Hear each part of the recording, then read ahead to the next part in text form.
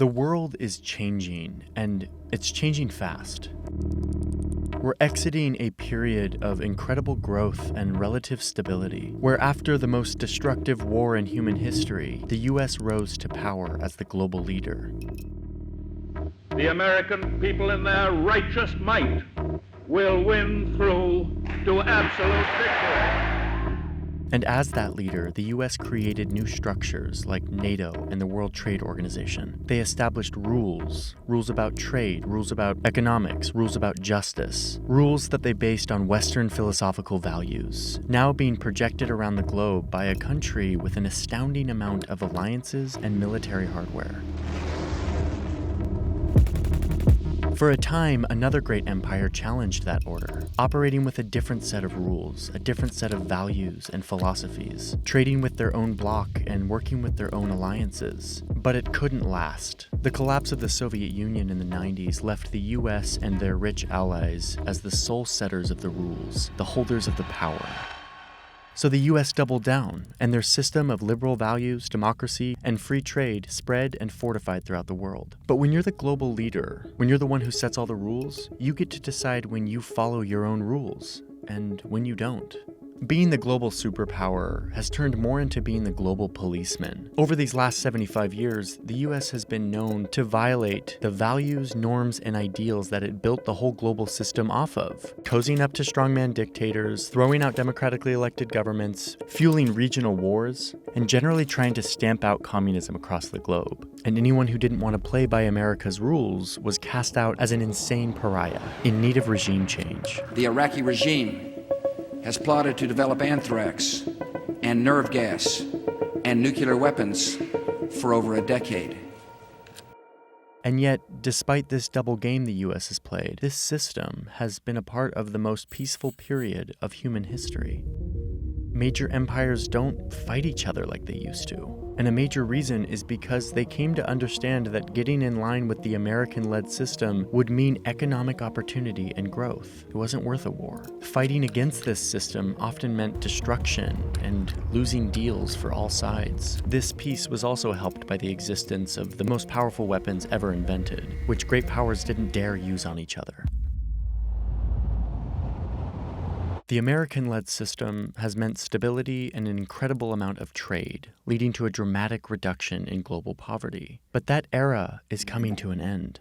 Hey, it's me, not in the VO booth here on camera, so I can just tell you about something. I'm not sure if you've heard that the goal of this channel is kind of developing, let's say. We want to become the place for rigorous independent journalism on the internet and on YouTube. And we're doing that, not just here on the channel, but we just launched a new channel called Search Party with my old Vox colleague, Sam Ellis. It's live now. If you're looking for ways to support this journalism and get something in return, I've got a fun one for you. Consider subscribing to Nebula. Nebula is a creator-owned streaming service where we publish all of our videos a week early and ad-free. You pay a few bucks a month or a yearly subscription for a discount, and a portion of that subscription goes directly to supporting our next journalistic project. But that only happens if you sign up with the link in my description, which is nebula.tv/Johnny Harris. Apparently, people actually aren't clicking the link. They're just opening a new tab and typing in nebula.tv and signing up and missing out on a discount as well as supporting us. Please don't do that. But signing up for Nebula isn't just about supporting independent journalism and getting my videos a week early and ad-free. It's also the home of super premium content that you can't get anywhere else. Like, I've been watching this excellent series lately by Real Engineering called Battle of Britain. It's full of all of this stunning animation and compelling storytelling about the engineering and technology behind British military aircraft in the 40s. Really, really good stuff.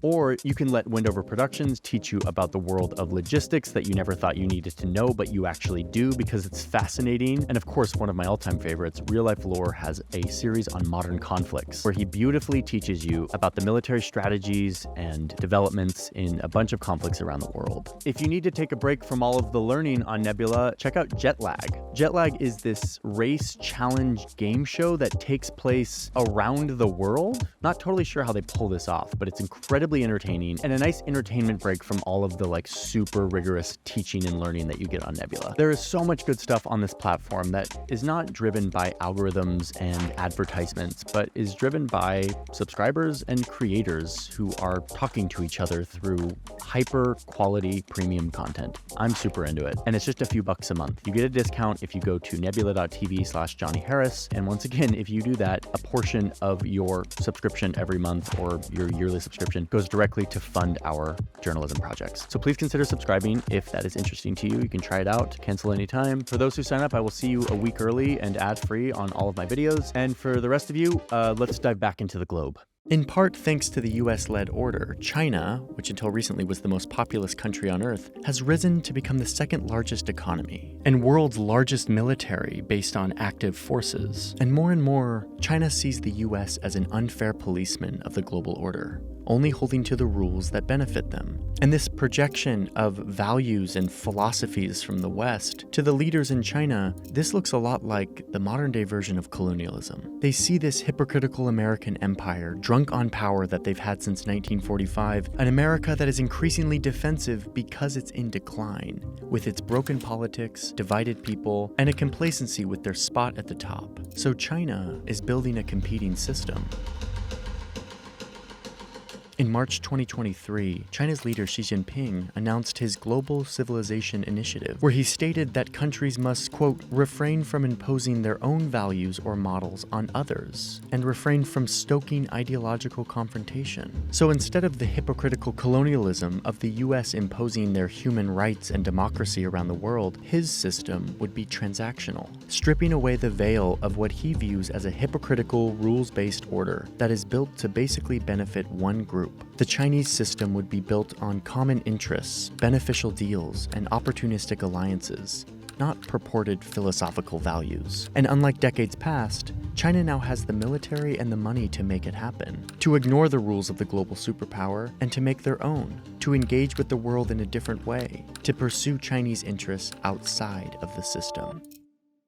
And so now you see a competition between these two great powers that have become deeply economically entwined over the last 50 years. And now they're slowly decoupling. And around the world, you see China planting seeds for its new system, using state-backed money to invest in infrastructure projects all over the globe. This gives China a presence in many new countries, tying these countries to Chinese debt, which often translates into future leverage. In March 2023, China sent diplomats to the Middle East for the first major effort to broker a peace deal between Saudi Arabia and Iran, these two bitter rivals. This is something that the US couldn't do, and it showed the declining influence that the US has on this region. But the US still remains on top, and they will as long as they can control the economic and financial systems that the world operates on, which they do, for now.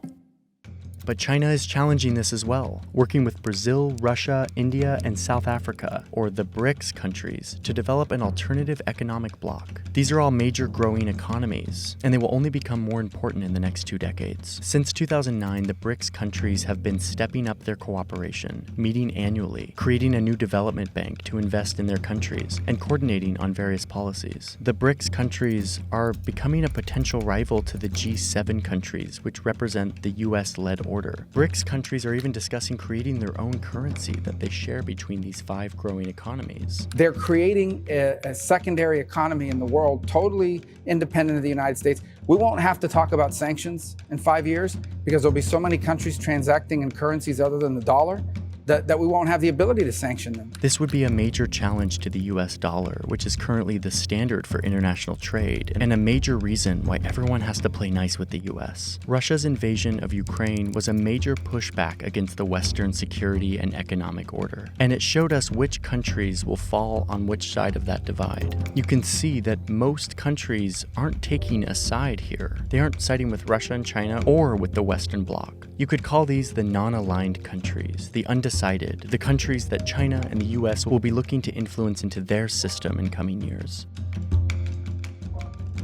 Let's highlight the 25 largest economies among these non-aligned countries, at least according to the Economist Intelligence Unit. These are the economies that the US is working to keep on their side, to keep in their system, and that China is trying to woo to join their new transactional system. But this Cold War is different than the last one, the one where the USA and the Soviet Union forced countries to deeply choose a side based on ideological convictions about capitalism versus communism. This new rising Cold War could be much less black and white. Instead, in this much more globalized and interconnected world, non-aligned countries will exploit this bidding war between the superpowers to get them the best trade and security deals possible.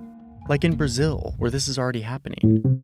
Brazil is a massive country who is a super close ally with the United States, and yet they're a part of the BRICS bloc with China, which is one reason Brazil refused to sell weapons to Ukraine when the country requested a deal. They're already walking this line between their interests that align with the US order and their interests that align with China. Brazil's president traveled to Beijing in April 2023, and not only did the Brazilian president sign around 20 new agreements on technology, trade, and agriculture, but he actually asked Beijing to help him negotiate the war in Ukraine. So even as the US and China cut ties, Brazil is showing that they're not going to take a side. They're going to play both sides to their own benefit. India is kind of doing the same thing, getting lots of cheap oil and nearly half of their weapons from Russia, and then getting a quarter of their weapons from Europe, and recently securing $200 billion in funding from the US for Indian technology startups. Saudi Arabia gets almost all of its weapons from the United States, but is turning away from the US in other ways like trade, where China is now their top trading partner. In late 2022, China and Saudi Arabia signed a strategic partnership agreement, meaning that their leaders will be meeting more frequently. There will be more trade, more technology transfer, and more diplomacy.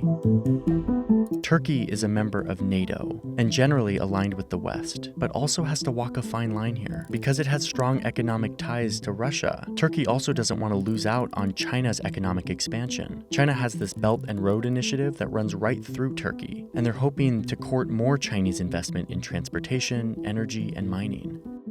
Pakistan is a country that has been aligned with the US in recent years and a partner on the war on terror, but it also entertains investment and trade with China, including a $62 billion investment from China's Belt and Road Initiative to create this economic corridor between the two countries.